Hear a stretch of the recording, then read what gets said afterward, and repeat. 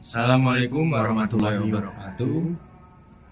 Kami dari kelompok 3 dari mata kuliah Tata Kelola Korporat akan menjelaskan tentang Dampak keegoisan Homo economicus terhadap pengambilan keputusan dalam manajemen keuangan berkelanjutan. sebelum memulai videonya, kami akan memperkenalkan diri terlebih dahulu. Perkenalkan, saya Muhammad Islah Putra Badafa dengan NIM akhir 132.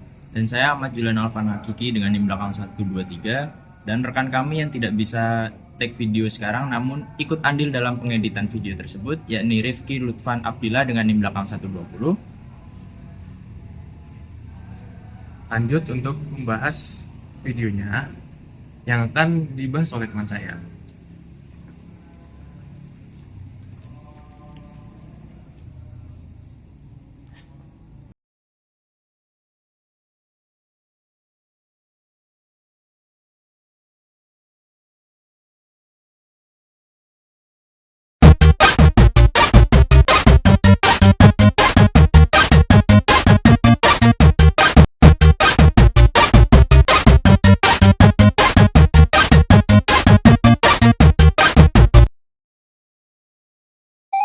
Istilah Homo economicus berasal dari bahasa Latin, yaitu gabungan kata homo yang berarti manusia dan economicus yang berarti ekonomis.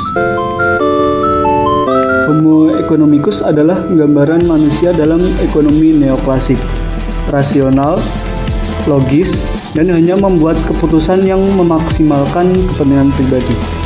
Ia mengabaikan emosi, nilai sosial, dan pertimbangan moral. Dalam konteks manajemen keuangan, Homo economicus hanya tertarik pada laba, efisiensi biaya, dan hasil finansial jangka pendek. Setiap keputusan didasarkan pada kalkulasi untung dan rugi tanpa mempertimbangkan aspek sosial dan lingkungan.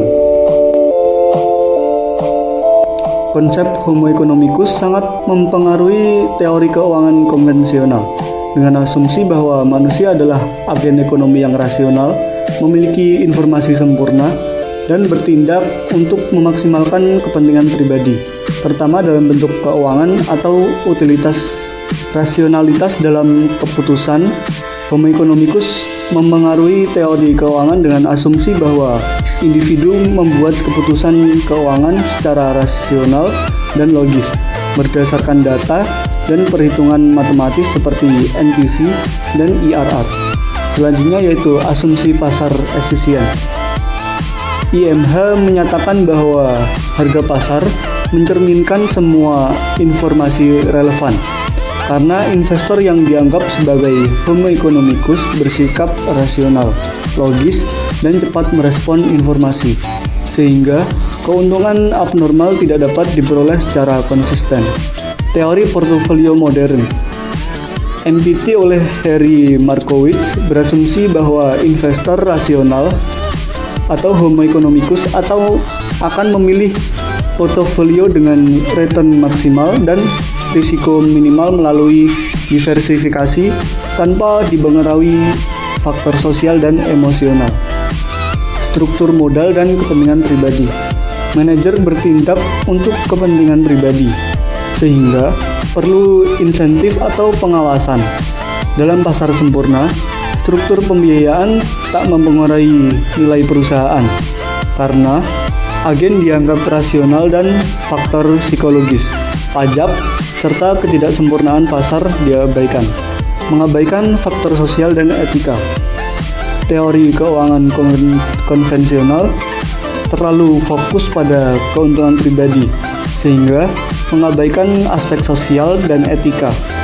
Untuk menyelaraskan kepentingan manajer dan pemegang saham, digunakan kompensasi saham atau pengawasan dewan. Sifat Homo economicus telah membentuk dasar banyak teori keuangan konvensional melalui asumsi rasionalitas, efisiensi informasi, dan pengambilan keputusan berdasarkan kepentingan pribadi.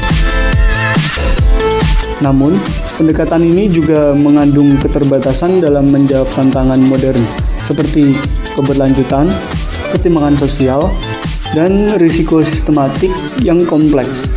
Karena itu, munculnya behavioral finance dan pendekatan keberlanjutan menjadi jawaban atas kelakuan model Homo economicus. Ciri-ciri dari sifat Homo economicus seperti yang pertama, ia bertindak rasional dengan tujuan memaksimalkan utilitas atau keuangan. Yang kedua, ia memiliki informasi yang sempurna atau setidaknya bertindak seolah-olah demikian.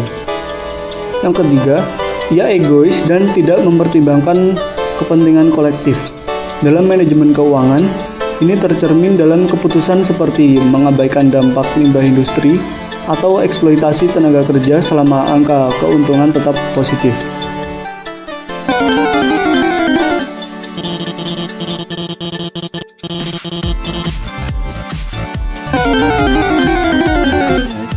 Keputusan investasi berbasis untung rugi saja. Dalam dunia nyata, pendekatan Homo economicus banyak diterapkan dalam pengambilan keputusan investasi.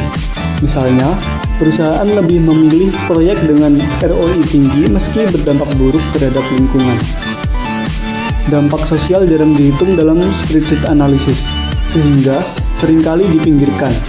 Ketika laba menjadi satu-satunya indikator sukses, risiko sosial dan lingkungan menjadi tidak terlihat.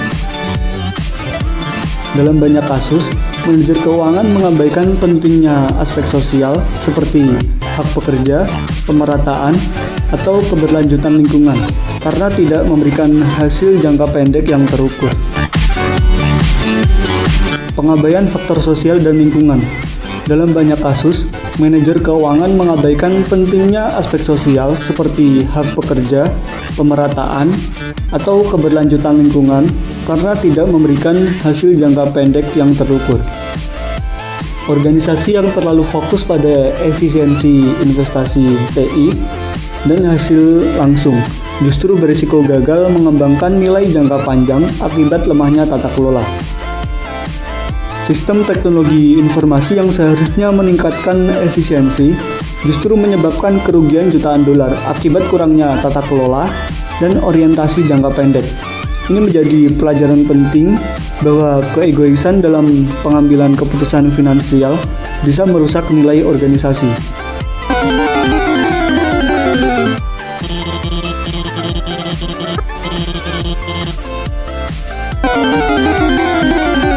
Dampak terhadap perusahaan. Perusahaan yang hanya mengejar keuntungan jangka pendek akan kehilangan nilai jangka panjang. Investor kini semakin memperhatikan kriteria environmental, sosial, dan governance atau ESG. Ketika perusahaan mengabaikan keberlanjutan, mereka akan kehilangan kepercayaan pasar, kehilangan investor institusional, bahkan terkena sanksi regulasi. Ini tidak hanya merugikan secara moral, tetapi juga secara finansial. Dampak terhadap lingkungan dan sosial. Keputusan yang egois juga berdampak nyata pada lingkungan dan masyarakat. Pencemaran lingkungan, eksploitasi buruh, dan ketimpangan ekonomi adalah hasil langsung dari pengambilan keputusan yang tidak mempertimbangkan keberlanjutan. Dalam jangka panjang, hal ini menimbulkan resistensi sosial, konflik, dan kerusakan sumber daya alam yang seharusnya menopang ekonomi itu sendiri. Dampak terhadap sistem ekonomi. Secara makro, pola pikir Homo economicus menciptakan sistem ekonomi yang rapuh. Ketika keputusan finansial tidak mempertimbangkan keberlanjutan, maka ekonomi menjadi tidak stabil. Krisis iklim, ketimpangan sosial, dan gangguan rantai pasok global adalah bukti bahwa pendekatan egois dalam keuangan tidak dapat dipertahankan. Ini adalah seruan bagi pembuat kebijakan dan pelaku bisnis untuk merubah cara berpikir.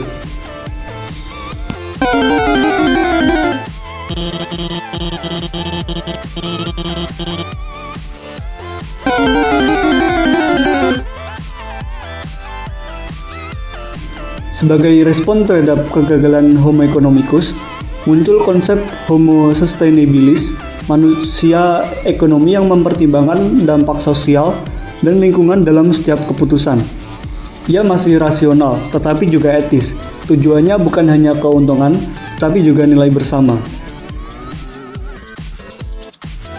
Manajemen keuangan berkelanjutan mengadopsi pendekatan triple bottom line. People atau manusia, planet atau lingkungan, dan profit atau keuntungan.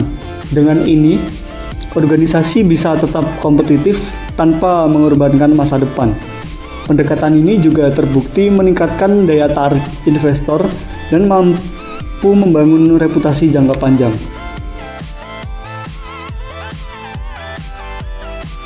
Menekankan pentingnya CGIT sebagai kunci keberhasilan pengelolaan sumber daya keuangan dan teknologi. Perusahaan yang berhasil adalah mereka yang mampu menyelaraskan strategi bisnis dengan prinsip keberlanjutan melalui tata kelola yang jelas, terukur, dan akuntabel.